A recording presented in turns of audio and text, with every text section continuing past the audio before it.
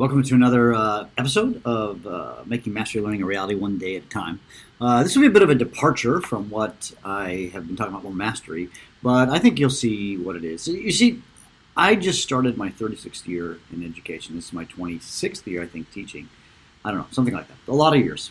And I saw a Twitter post about somebody talking about the things he's learned in his many years of education, and I thought, you know what, I should do something similar. And so here are my 36 rules, if you will, starting my 36th year in education. Now remember, I'm still just a teacher like you, and here's some things I've learned. Number one, learning student names early matters a great deal to my students. It's week 3 now. I'm actually recording this a little bit later. I wrote this some time ago. But I've learned my names of my students, and it's made a huge difference. Number 2, students don't care. They don't know if you, they know if you, hold on, say this. Oh, pardon me. Blup, blup, that's a mistake. Okay, my students know if you care. They have a very fine-tuned BS indicator. I don't know if you've seen that with students, but I sure have over the years. If you're fake and caring, it doesn't count. You actually care, right? Number 3 related to number 2, students don't care what you know until they know that you care. Think about that. Students don't care what you know until they know that you care, right? Number 4, have fun. Being a teenager is hard. It's very hard. Number 5, give much grace because being a teen is hard, right? Number 6, hear this out, but still hold them accountable. Though they may complain, if you hold them to a high standard, they will thank you later. Really, they really will. Number 7, listen. Really listen to your students. Number 8, they are awesome if you take time to listen. You're hearing a theme here, I think. Number 9, always tell the truth. By the way, unless you're doing a magic trick. I'm a chemistry teacher. I do some magic tricks. You can't get you have to sort of lie a little bit. They let them not know the trick of what you're doing. Okay, so that's sort of having fun with them, right? Number 10, ask them about their lives outside of class. In fact, knowing something about them so that you can ask them how the game, the match, the play went. One strategy I've had, by the way, is had each kid make a selfie video. So, by the way, I made a selfie video of myself, kind of telling myself, and they watched that to get to know me.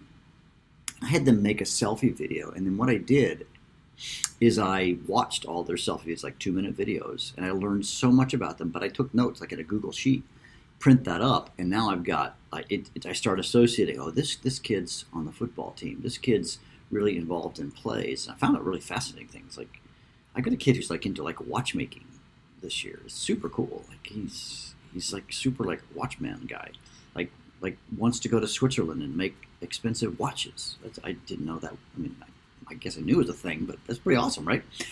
Number 10, or 11, pardon me. Laugh with them. Yeah, life is funny, so let's just have fun, right? And then cry with them as they share, as it invariably will happen. They'll share some of their heartaches, and just maybe I'm saying here, allow yourself to let them in your life and have it touch you. Number 13, never allow students to mistreat each other. By the way, that's already happened this year. You must deal with the mistreatment right away. That happened in a class already. There was a bit of a bullying situation. And they saw the other side of Mr. Bergman. Okay. And then, on your case, never mistreat a student.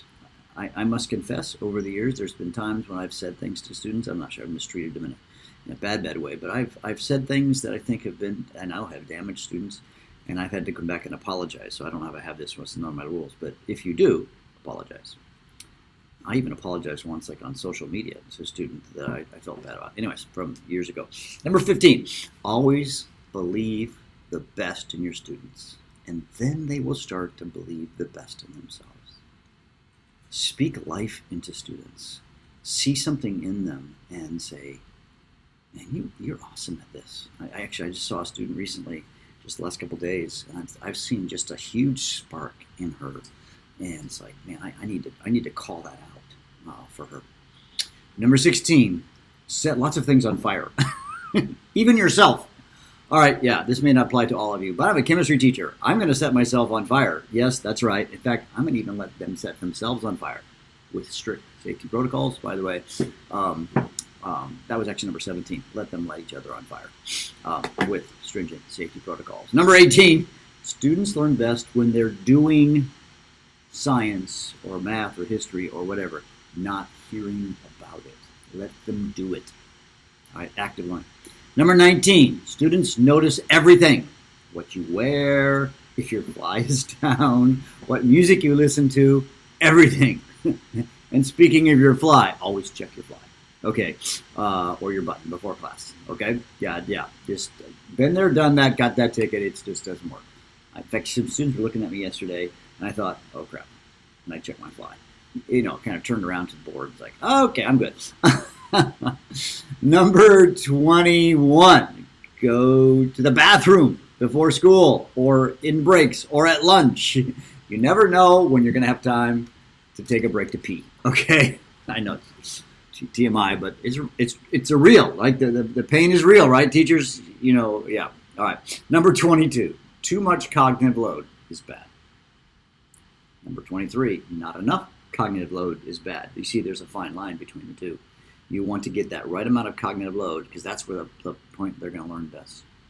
Number 24, all students don't learn at the same pace. Find a way to accommodate all students. This is where mastery learning solves the problem, by the way, just 100%.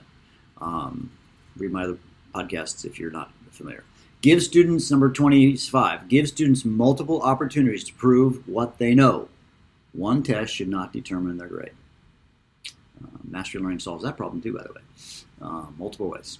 Number 26, emphasize learning over grading. We live in a culture, at least here in the U.S., I'm not sure it's true across the world, where there's so much focus on grading and marking that we lose sight of the kid. And number 27, this is related to number 26, consider yourself or think of yourself, I'm not the grader-in-chief, but rather I'm the learner-in-chief. All right. My job is to lead my students as learners and not just be there to be their assessor. 28. Most students need deadlines, as some of them will opt out to not work if given the choice. So, I teach required subjects, science, and not every student I know is like, oh, this is the greatest thing, this is the bee's knees, I love science. It just doesn't happen. I know that. You do too. Maybe you teach an elective and every kid loves your class because they're there because they want to be. But you've got to give them deadlines. It's just a reality. Okay, number 29. Learning happens best when they have time to process. Some mistakes I've made over the years is I have forced them to do XYZ so fast that they've not had time to process. And just did that actually yesterday. I made a big pause. I had this whole plan for one of my classes, and there had been this blog that I've been wanting to read, or it's actually really kind of more of like a system that this other teacher uses, and I looked at it and said, I'm changing all my plans for the next 2 days. I need to change this up, and I think it's going to give them time. It's giving them time to process. It was crazy effective yesterday with that group. And it's like they needed this to really understand something that I sort of taught them, but it was a process thing, and it was a hands-on thing they got to do. Super powerful. All right, number 30. We're getting 36, remember? 36 years for this old man. Downtime. All right, so this is a rule for you. Downtime in the summer is critical to my effectiveness during the school year. If you do not schedule real downtime where you don't think about school, you're not going to be effective as a teacher long term, maybe for a few years. Super important. Unplug. Don't do any science, do math, history, whatever you teach for 3 weeks, 2 weeks at least, or something for a month in the summer so that you can then bounce back yourself. Okay. Let the little things bounce off of you. By the way, I've not been super effective at this. I mean, schools are filled with all kinds of things. There's politics, there's drama, there's whatever, and sometimes you just need to whatever, let it bounce off. And 32, related, don't get hung up on school politics. There's always politics at school. Don't join in. If there's people who are toxic at your school, just don't hang out with them. Yeah. Number 33, related, hang out with positive teachers. You know at your school there's negative teachers, right? And here's a statement I heard from somebody, I don't know, it's probably common knowledge or common wisdom or something. you are the average of the 5 people you hang out with the most. So who are you hanging out with? Are you hanging out with positive people or negative people? If you're not, switch, right? And then 34, all right, you see there's pairs here. Tell your students to hang out with positive friends. Tell them that they are the average of the 5 people they hang out with the most. And if they start figuring that out, that makes such a positive benefit in their life. In fact, one thing I told my own children, who are now adults, I told them as they were entering high school that the most important decision they would make in the 9th grade was who are you going to hang out with, because that made a difference. I saw that over years. I'm sure you've been a teacher for a long time. Who they hang out with so much determines who they will become. Yeah. Okay. Number 35, almost the last one. Have a life outside of school. All right. Do not just live at your school.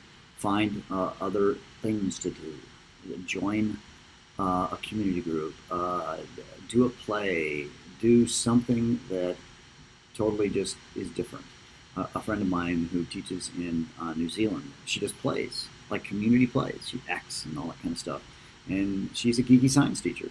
And I think it's awesome. She's found a life outside school. And lastly, certainly not least, number 36, I think all of education research, or most of it, can be summarized by this. I think active learning plus relationships equals good teaching. That's the magic sauce. I've actually had a chance to look at a lot of educational research, which is kind of dry reading, if we're honest. But if you were to look at it, if you just mix those 2 ingredients, active learning plus relationships, that summarizes, I believe, the vast majority of educational research. And so what do? Make your classroom active and make sure you build into the lives of your kids. Hey, my 36 years, I've learned a thing or two, I hope. I hope you enjoyed this podcast. If you enjoy this, click on like or whatever on your podcast server, and I'll see you around. Find me at johnbergman.com, and if you want to check out my new book, the Mastery Learning Handbook, go to themasterylearninghandbook.com.